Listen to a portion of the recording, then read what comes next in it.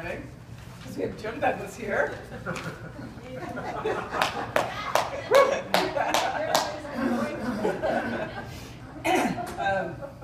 And when I realized that the dates of this retreat included the Sunday, and the Sunday was December 10th, I really wanted to talk to Jim Douglas about Thomas Merton. And part of the reason is because today is an important date in Merton's life. Most people who are familiar with Merton realize that this was the date of his death in 1968. But some people may not realize that this was also the date that he entered the monastery, December 10th. So it's a very important date for Merton. So I want to start with just, excuse me, just a little bit of biography of Merton, just a very skeletal biography, just to sort of refresh people's minds about who he is, or for people who've never really encountered him, you'll get a little bit of a sense. And then I want to talk about how Merton intersected my own life, my own biography, and then do a little bit of interviewing of Jim about how Merton intersected his own life and his biography, and particularly this section in the 60s around Vatican II and moving forward. What was Merton's impact in American Catholicism, but then also his impact on the Second Vatican Council that we're still getting echoes of today. So just a quick biography. So Thomas Merton was born in France in 1915. So think about France in 1915. This is World War I.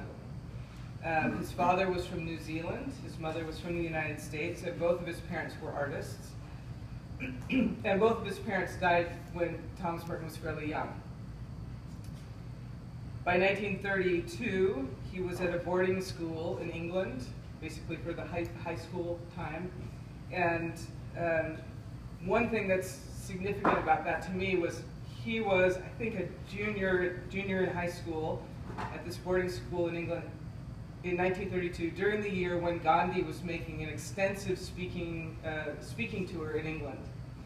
And in fact, I know that Gandhi spoke about 35 miles away from the school where Merton was attending.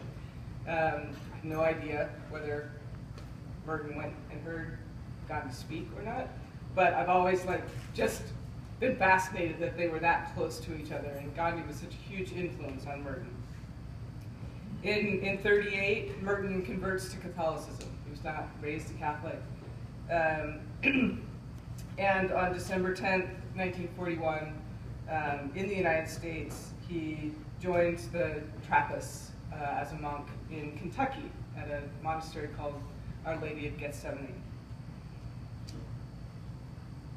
In 1948, he publishes his autobiography, which is called Seven Story Mountain. And it becomes this runaway bestseller. A Catholic monk writing about his spirituality and his background. His youth was a little wayward, some people would say, and so it was. It had all the right elements for a really sort of exciting autobiography that made it to the New York Times bestseller and all that kind of stuff. I think Merton later on was not as pleased that was the book he was most famous for, but nonetheless. Yes, Ed? I'd just like to say a lot of us joined the priesthood as a result of reading that book.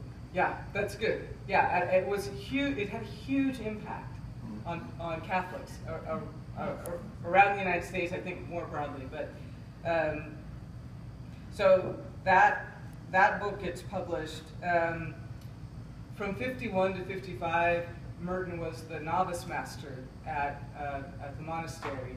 And I mentioned that in particular because many of his talks that he gave to the novices are recorded. And you can go and listen to the tapes, and they are wonderful.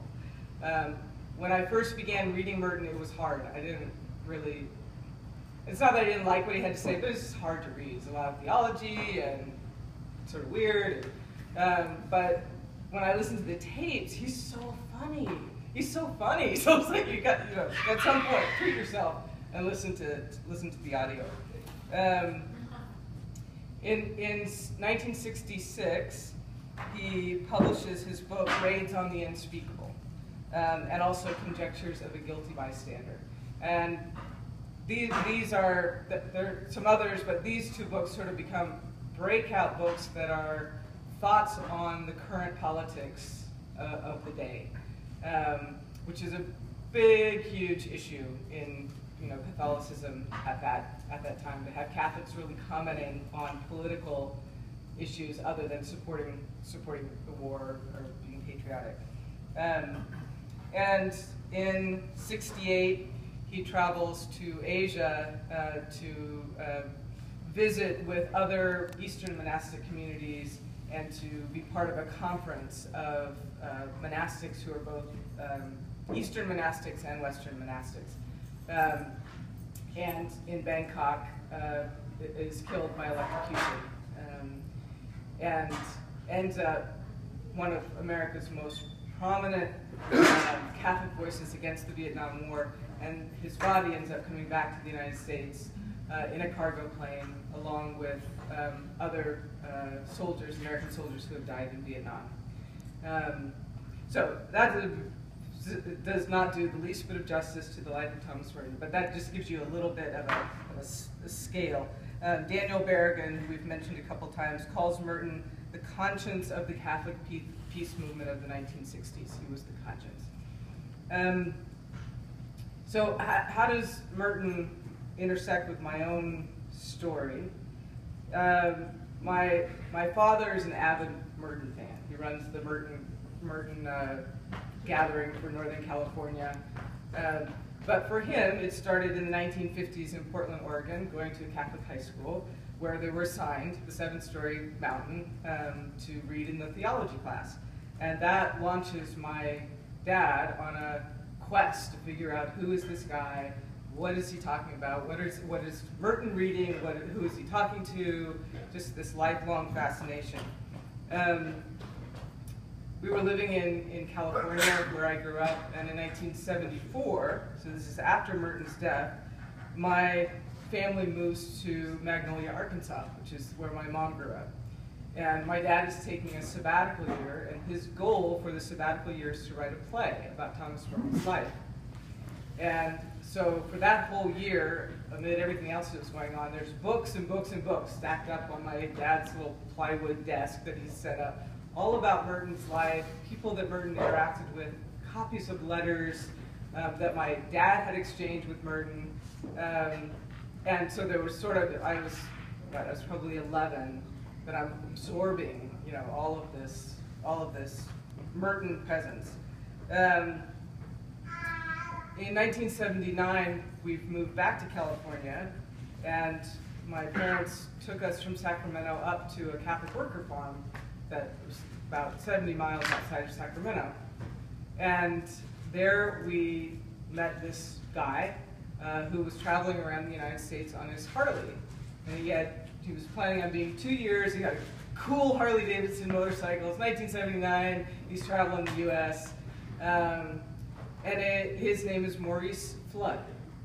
And it turns out he's Thomas Merton's personal secretary. Has been Merton's personal secretary for a number of years before Merton died. Was Merton's secretary right up until just before Merton died.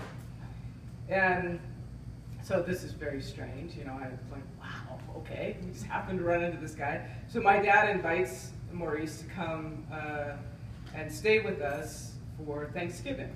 And Maurice has decided he's on a sabbatical from his monastic vows, he's on a sabbatical from the monastery, he's trying to find himself, And so Maurice comes and stays with us in Sacramento for Thanksgiving and doesn't leave until Easter. So for 4, 5, 6 months, I wake up in the middle of the night hearing Brother Maurice praying the office in our spare guest room, and it coming through the ducts of the heater, and I wake up at 3 o'clock in the morning and hear him chanting, And this is sort of the soundscape of my high school teenage experience. It's crazy. Brother Maurice eventually went back into the monastery. He went back to Gethsemane for a while, and then he moved to Virginia, to the, I can't remember the name of the, Holy something. Holy Cross. Holy Cross Monastery in Virginia, where he is now. But from that monastery, he actually spent 20 years as the pastor to the Trappistines, the women's order, in the redwoods of Northern California. And so he spent many years living in a very sort of isolated, old-growth forest with this small community of very strict Trappistine nuns who are totally wonderful women. But Maurice currently lives in Virginia at the Holy Cross Monastery. So in 1986, I moved from California to Washington, D.C. to be part of the Sojourners community. Merton had had a huge influence on Sojourners community in its founding. And then I'm living in Washington, D.C. when in 2015, Pope Francis comes to the United States in his first visit, addresses Congress, and names Thomas Merton as one of the most important people and Catholics for Americans to pay attention to. So that's sort of, again, a very nutshell look at how Merton's thinking and writing and life and people who knew him sort of intersected with my own biography. So, Jim.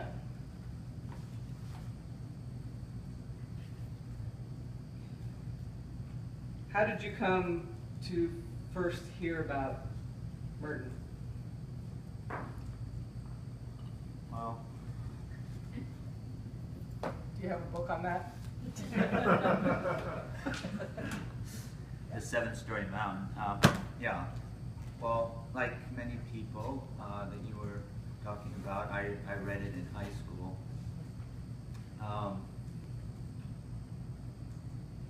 It didn't stay with me that much. When did I really meet Thomas Merton? Not through the seven-story mountain. It was in 1961. By that time, I was in theology studies at Notre Dame University, and I was reading The Catholic Worker that fall, and that was the first year of John Kennedy being President of the United States. And I started reading a poem in The Catholic Worker. It's a very strange poem. And I'm gonna read a little bit because it's in this book called The Collected Poems of Thomas Merton. And I'll just read the first couple of lines and then the last 6 very short stanzas. It's called Chant, to be used in processions around a site with furnaces.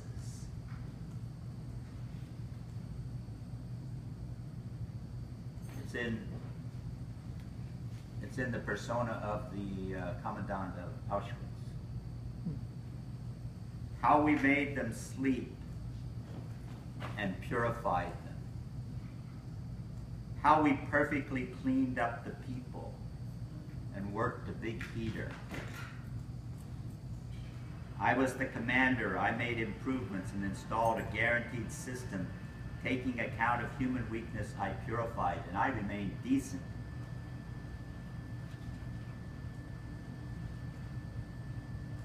I'm going to skip several pages where this commandant speaks of his life and how he purified. I made cleaning appointments, and then I made the travelers sleep, and after that I made soap.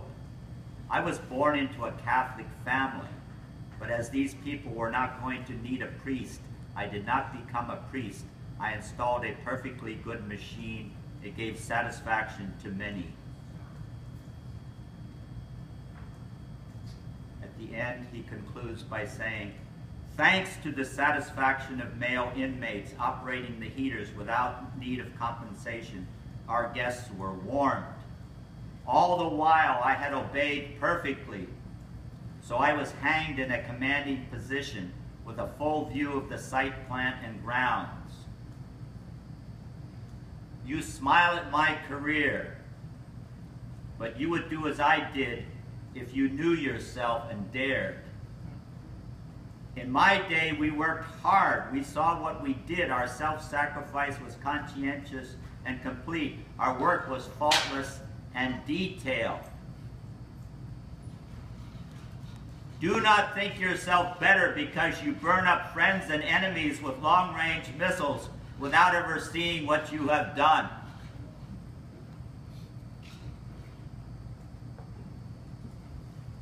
And then it had Thomas Merton at the end. He was the first voice other than Dorothy Day, prominent in the church in this country, to say what was said in the last line. What was done at Auschwitz is what we were planning to do many, many, many more with long-range missiles. So I wrote him immediately, and he wrote back immediately, and we began to correspond about what he was saying at the end of that poem. I did not know then what I've learned in more recent years, that the first person to read that poem was someone that he already had a relationship through her family. Her name is Ethel. And I did not know you were talking about his secretary. I was especially interested in that secretary because his first secretary was the mother of this woman. And it was a woman, his first secretary. He sent her his manuscripts to type at her home in Greenwich, Connecticut. Her name was Skakel. Anne Skakel. And she and her husband were benefactors of the monastery, great benefactors of the monastery, to the point where a chapel was created and named after the Skakels. And the daughter, many years later, came to the monastery with her children for the dedication of it after her husband had died. And Brother Patrick Hart was there, who was another secretary of Merton's near the end of his life. And when Brother Patrick Hart said to this woman Ethel, or when he was introduced to her as one of Merton's last secretaries, Ethel said, my mother was his first. And that was Anne Skakel, who became, Ethel Skakel, who became Ethel Kennedy. And he sent that poem to her. She was the first person probably to read it. He sent it to her to pass on to her brother-in-law, President of the United States. Merton was sending that poem to address the President of the United States. In a letter in which he was protesting to her, I'll read a couple paragraphs of it, the resumption of nuclear testing by her brother-in-law. He says, "Dear Ethel, it was a very pleasant surprise to get your kind little note. This is a family relationship. And I am indeed grateful for it. I hope you will not take it amiss that I reply so soon with tiresome talk about a subject that is not personal at all, but urgent and concerning everyone. It seems to me that since I have the privilege of being able to communicate with you, who are so close to the President, and since he is certainly interested in what people think about important issues, I have a kind of obligation to put down in black and white my very strong objection to the resumption of testing nuclear weapons." And he goes on to develop that there's no getting around the fact that the making and testing of nuclear weapons is profitable, and indeed in some sense vital to many people in this country. They live by defense industries and they want weapons, and to want weapons as badly as they do, I am afraid, is tantamount to wanting war. That is how wars are made. And he gets really into it, and then he says near the end, naturally, it is not for me to say how you are to evaluate these ideas of mine, and I leave it entirely to you to decide whether you want to bother the president with them or whether there would be any point at all in doing so. But I would not be faithful to the love I hope I have in my heart for all the peoples of the world if I did not put this down in black and white and send it to you. Forgive me, and I know you will understand. Sometime soon I will make amends for this by writing a more cheerful and personal letter. Dan, and I'll tell you in a minute who Dan is, talks so much of you and Bobby. Dan is the person who brought Thomas Merton to Gethsemane. He was his bridge to Catholicism, number one. Dan Walsh is his last name.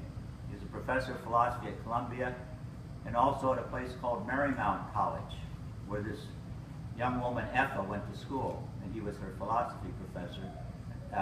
Later, after having been Merton's philosophy professor at Columbia, Dan Walsh.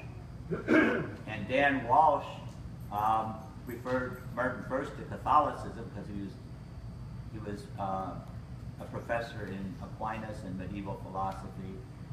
And then he referred him to Gethsemane, and Merton took each of his steps through Dan, through whom Ethel Kennedy also took steps.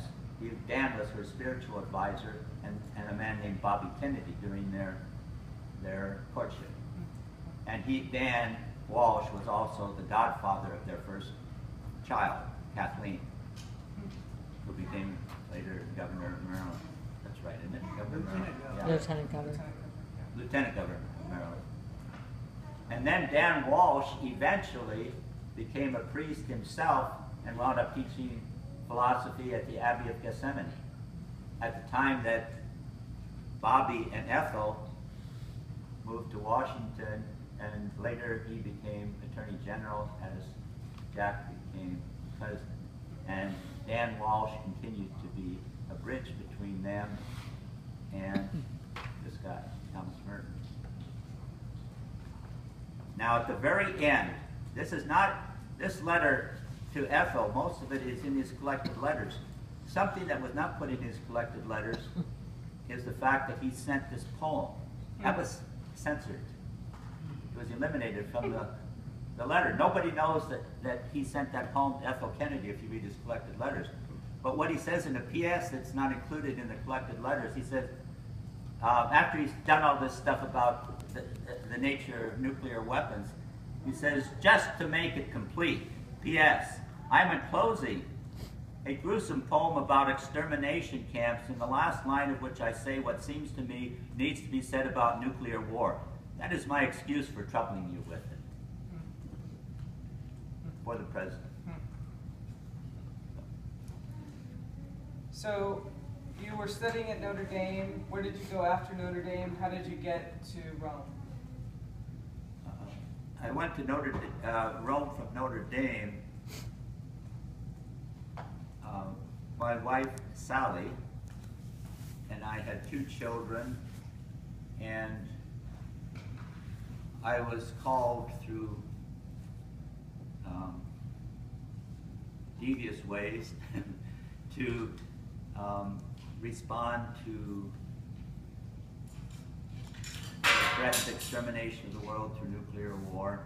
From Santa Clara University, I had met a man there who was saying the opposite as my philosophy professor, Father Austin Fagethy, and I struggled with him through my Santa Clara years.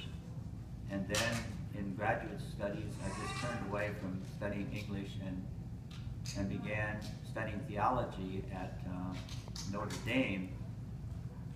And then with a fellowship that would not be applied anywhere outside the United States, I decided, and Sally was wanting to go to Rome, Italy, to study the theology of war and peace in Rome, to respond to the threat of all of us dying through nuclear war, or the kind of response that we've been talking about this weekend through a spiritual alternative that was represented especially by a council that was about to begin that fall. The fall of 1962 is when the Vatican Council began, and that's when I arrived in Rome to study theology of war and peace. And Thomas Merton and I were corresponding in the year before that, and he was a big influence in that respect. And then when I went to Rome, some other things happened. What else happened? Well,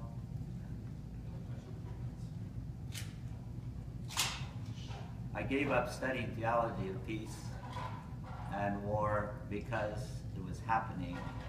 The church was already turning in a way that either meant a more profound complicity in the way that had happened since the time of Constantine, and in involvement with violence as represented by my philosophy professor at Santa Clara, whom I met the first day I was in school in Rome. His name, Father Austin Fagetty.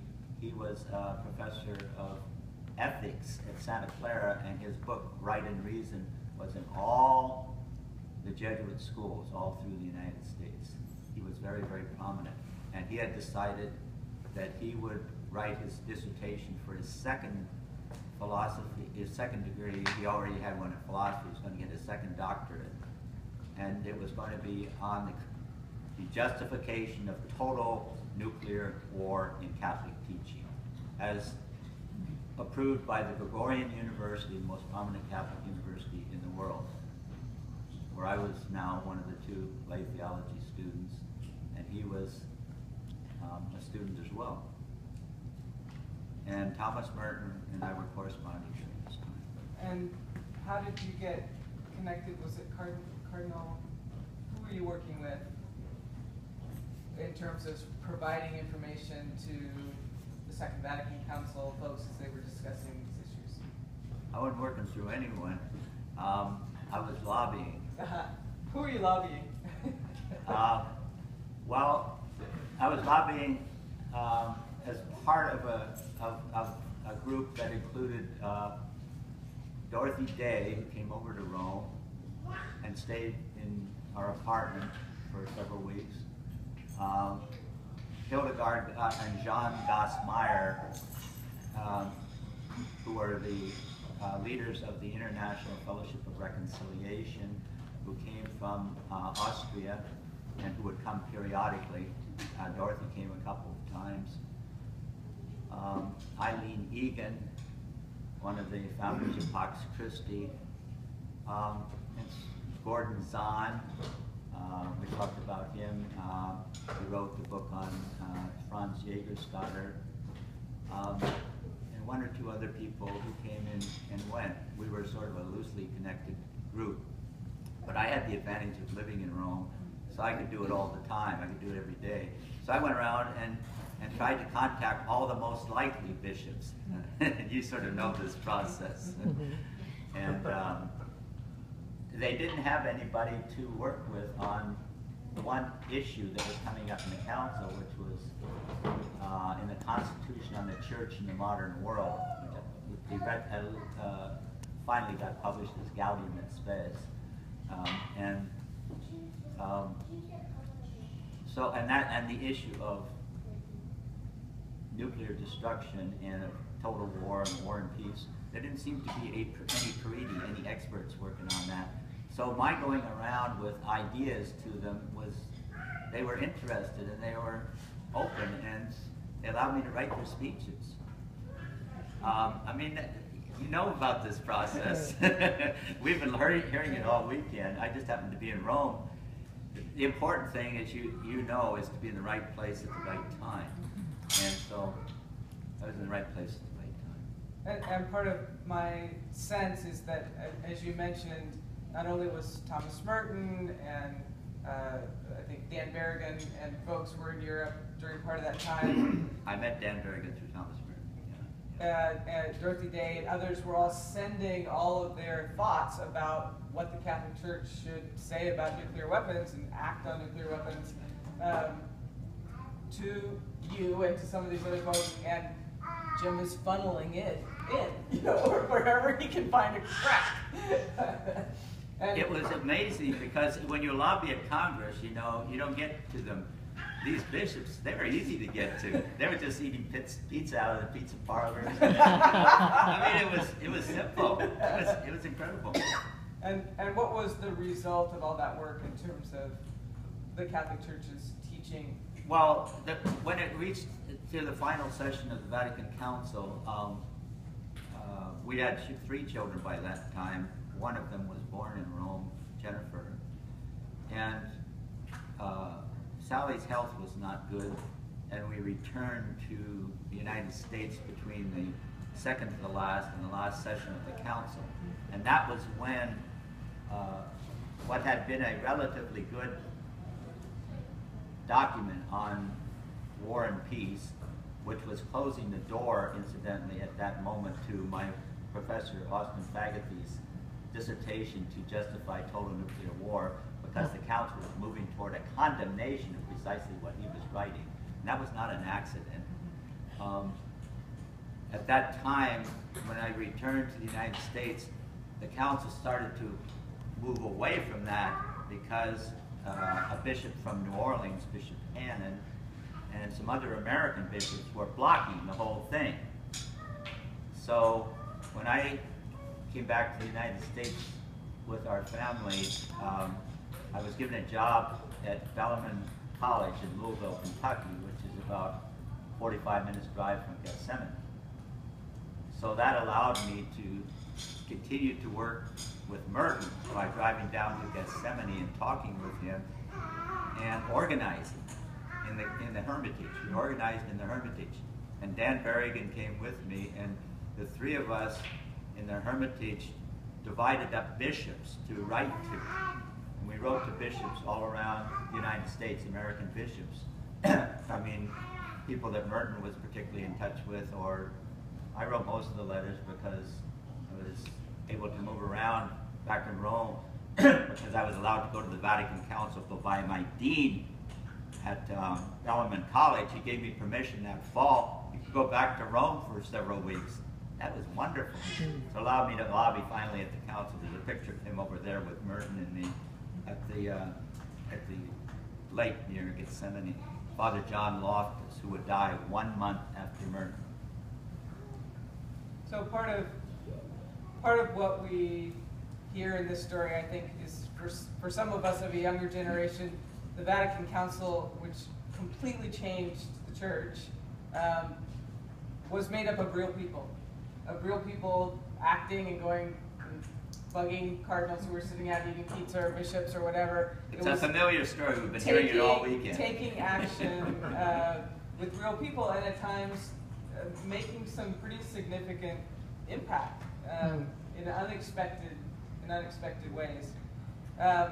And to a certain extent, we also hear the story of the American Catholic Church and in its leadership and the bishops always being the conservative voice, the tempering voice. No, we can't go too far. We can't say that. We can't go too far, which is still where we are. But it also indicates how miraculous it was when the challenge of peace when the peace pastoral was written, because that didn't happen by accident. That came from lots of grassroots work and organizing by people.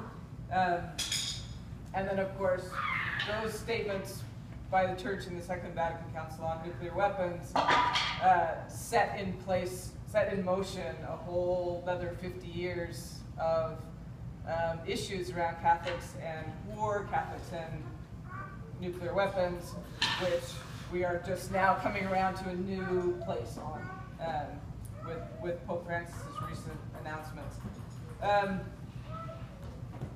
Tell me a little bit about when you started focusing on Merton's concept of the unspeakable.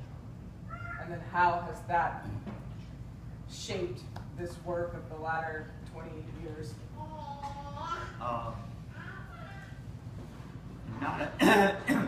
It was in the late 1990s because it was specifically in response to, first of all, the assassination and martyrdom of Martin Luther King, not Kennedy. And then, as I got into that, and I was thinking, well, how am I... So wait, so King was assassinated in 60... He was assassinated in 68 when I was at the University of Hawaii. Oh, you're saying in the 1990s. In the 1990s is when I'm picking up on something that had happened 30 years previously. I was not awakened during the 1960s to what was happening in Washington, D.C. or in Memphis or in Dallas, except to the degree that King's assassination, by its impact on my students who destroyed their draft cards, who went to prison for 6 months to 2 years, that changed my life, beginning of the end of my academic career, as I joined them in the Hawaii resistance. And in 1968, Thomas Merton also died. The same year that Robert Kennedy was assassinated, Martin Luther King before him, and then Thomas Merton died in December on this day, 49 years ago. So all of these events, Thomas Merton incidentally had also gone to Hawaii on his journey to the east, but I had not seen him. I had not known he was going through at that time. He was just briefly in the airport. So it's only 30 years later that I'm picking up on this, and especially through him, through relationships that I didn't even know about with the Kennedys and all, and then things that I pick up in his writing.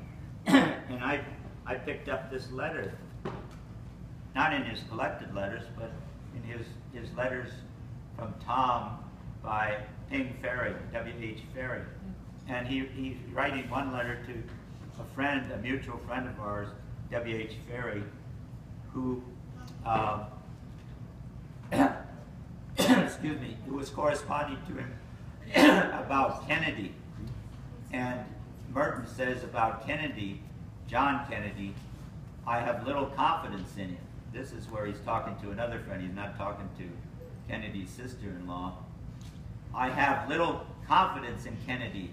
I think he cannot fully measure up to the magnitude of his task, and he lacks creative imagination and the deeper kind of sensitivity that is needed. Too much the Time magazine and life mentality, than which I can imagine nothing further in reality from, say, Lincoln. What is needed is really not shrewdness or craft, but what the politicians don't have. Depth, humanity, and a certain totality of self-forgetfulness and compassion, not just for individuals, but for humanity as a whole. A deeper kind of dedication. Maybe Kennedy will break through into that someday by miracle. But such people are before long marked out for assassination. I read that. And then I thought, he's going to be my spiritual guide for this process. And he has been. Say more about that. Well, I guess it's convenient having a spiritual guide who's dead, because it allows you freedom of interpretation.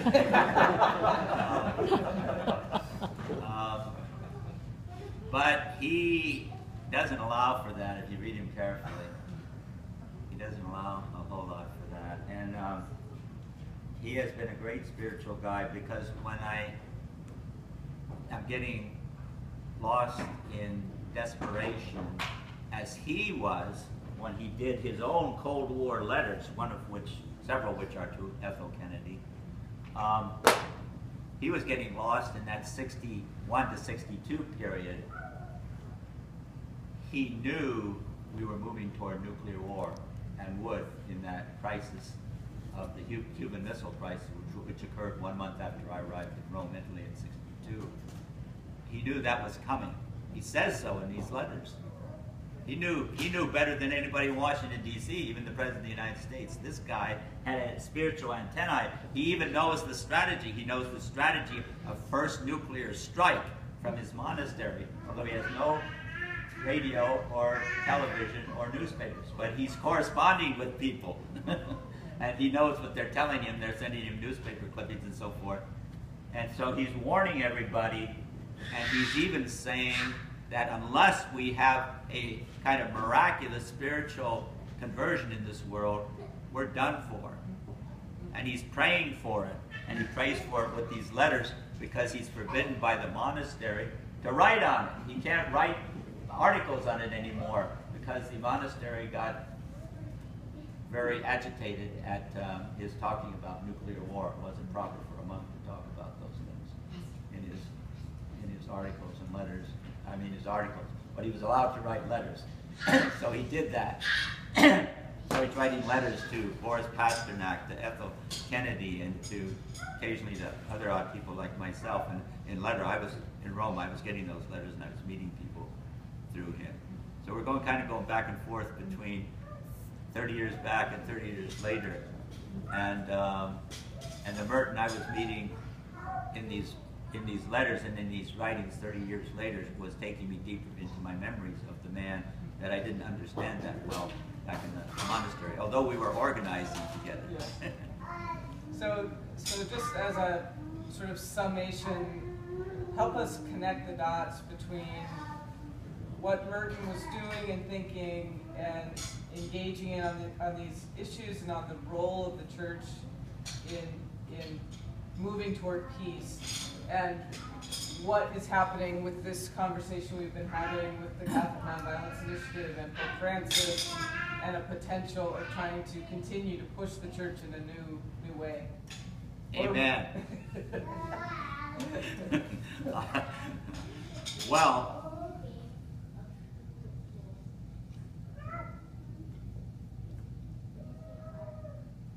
I think he would have the same prayer today that he had then, and the hope for a spiritual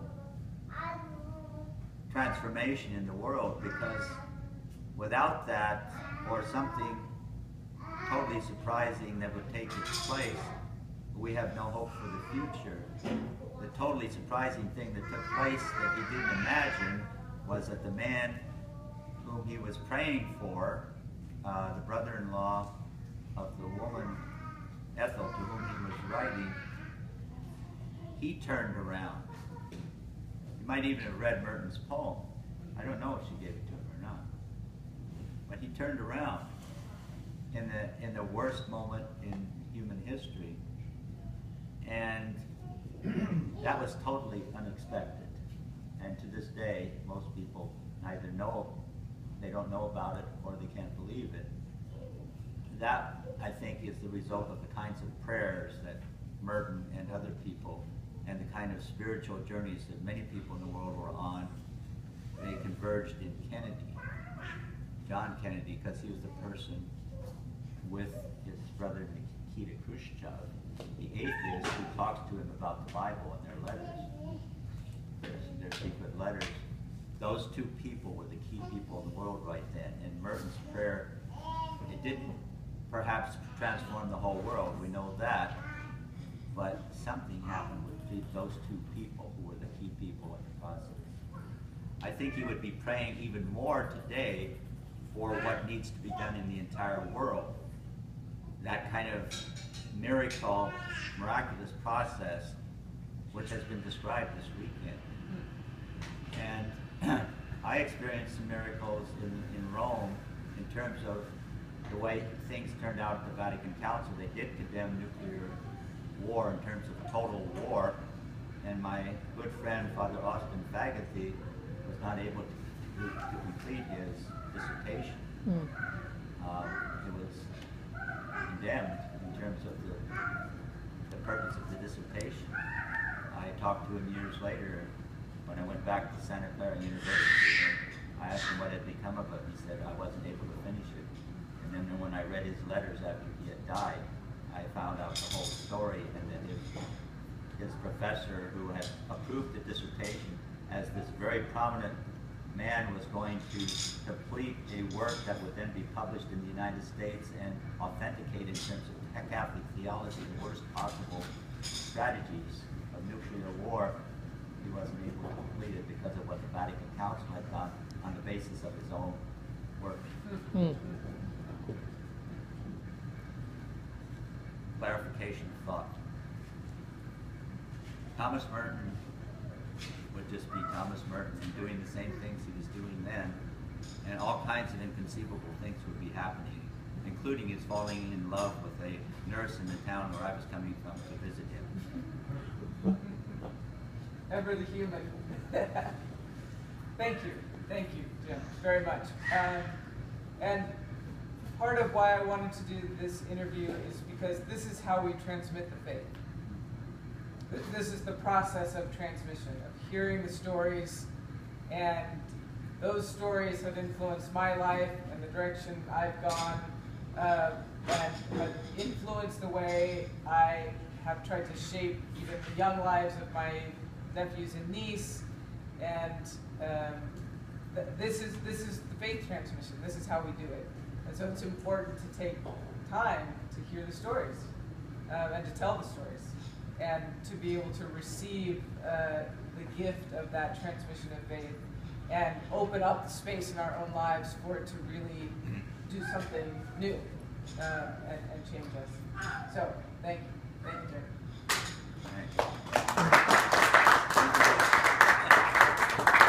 Why don't we just stand up and take a stretch, and then